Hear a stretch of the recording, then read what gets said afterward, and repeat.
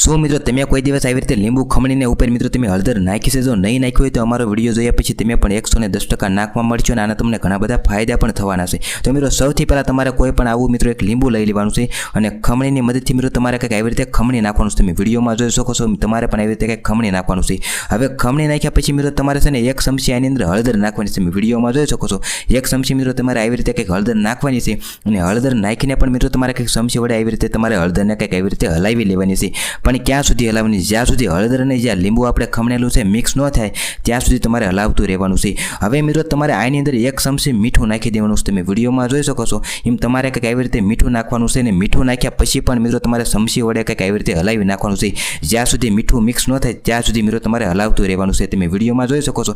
હવે મિત્રો તમારે આની અંદર કપૂરની ગોટી નાખવાની છે અને કપૂરની ગોટી મિત્રો તમારે આવી રીતે નાખીને વળી પાછું મિત્રો તમારે ચમચી વડે કંઈક આવી રીતે હલાવી નાખવાનું છે અને કપૂરની ગોટીનો મિત્રો તમારે આવી રીતે કંઈક ભૂકો કરી નાખવાનો છે અને ભૂકો કરીને પછી તમારે નાખીને ચમચી વડે હલાવી નાખવાનું છે।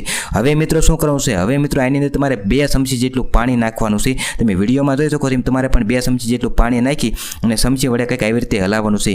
પણ વિડીયોમાં આગળ વધતા પહેલાં તમારું નામ ને તમારા ગામનું નામ તમે કોમેન્ટ કરવાનું ભૂલતા નહીં, કારણ કે મેં તમને સ્પેશિયલથી થેન્ક્સ કહી શકીએ। તો મિત્રો પાછળના વિડીયોનું થેન્ક્સ છે લાલજીભાઈને અમરેલીથી, કરશનભાઈને ઉડવીથી, હરપાલભાઈને વઢવાણથી, નરેશભાઈને મીંડાસણથી, લક્ષ્મણભાઈને છોટા ઉદેપુરથી, વર્ષાબેનને દાહોદથી, સામતભાઈને ગીર સોમનાથથી, સચિનભાઈને પાલનપુરથી, રાજુભાઈને વડોદરાથી, જયપાલભાઈને તળાજાથી, સુરેશભાઈને ચોટીલાથી, મુનાભાઈને દેવળિયાથી, કોકિલાબેનને નરોડાથી, હંસાબેનને વેજલપુરથી, અલ્પેશભાઈને બોરસદથી, કોકિલાબેનને અમદાવાદથી, હિનાબેનને સુરતથી, સુભાષભાઈને અમેરિકાથી, શોભાબેનને અમદાવાદથી, વિનુભાઈને અમદાવાદથી, જયંતિભાઈને મોરબીથી, દેવજીભાઈને ગાંધીધામથી, રંજનભાઈને હલોલથી, વિનુભાઈને કલોલથી, સવિતાબેનને જરદનથી, રેખાબેનને પાલિતાણાથી, અજયભાઈને વડોદરાથી, મીનાક્ષીબેનને કડોદરથી, કિરણબેનને બાલવાઈથી, જયેશભાઈને થાનથી, ચંદ્રિકાબેનને અમદાવાદથી, શોભાબેનને આણંદથી, પૂનમબેનને સુરતથી, લક્ષ્મણભાઈને છોટા ઉદેપુરથી, રણજીતભાઈને ભરૂચથી, મુન્નાભાઈને બરોડાથી, ગોવિંદભાઈને નડિયાદથી, સુમિતાબેનને ગોંડલથી, સરોજબેનને ભાવનગરથી, વનરાજભાઈને રાજકોટથી, ભાવનાબેનને રાજકોટથી, અલ્પાબેનને રાજકોટથી। તો મિત્રો તમારા પણ કંઈક આવી રીતે વિડીયોમાં નામ આવી શકે છે, એટલે તમારું નામ ને તમારા ગામનું નામ તમે કોમેન્ટ કરવાનું ભૂલતા નહીં।